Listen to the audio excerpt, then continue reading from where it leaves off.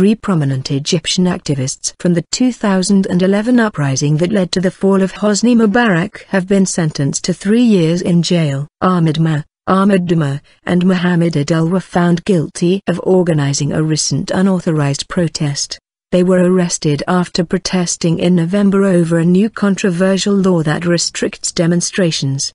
The move will deepen concern in Egypt about a growing crackdown on dissent, says the BBC's Orla Guerin in Cairo. Controversial. The 3 well-known activists have long called for greater democracy in Egypt. Mr Maher and Mr Adel were founding members of the 6 April youth movement, which led protests to remove longtime President Hosni Mubarak in 2011. The 3 were among a group of demonstrators outside the Upper House of Parliament in late November protesting over the new law, which states that public gatherings of more than 10 people must be authorized. The military-installed government has defended the law, saying it is not intended to limit the right to demonstrate but rather to protect the rights of protesters. But its opponents say the law has in effect replaced a recently expired state of emergency, and is stricter than the measures in place during the rule of Hosni Mubarak.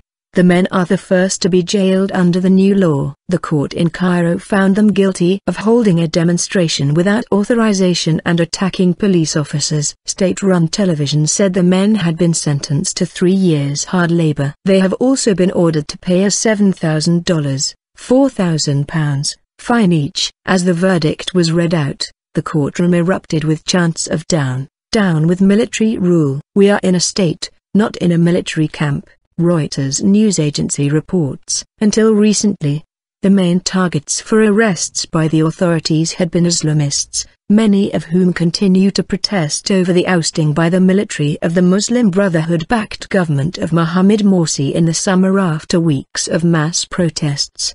But recently dozens of liberal activists have been rounded up. Our correspondent says, the government maintains it is on the path to democracy, but that is not how it looks to many Egyptians, she adds.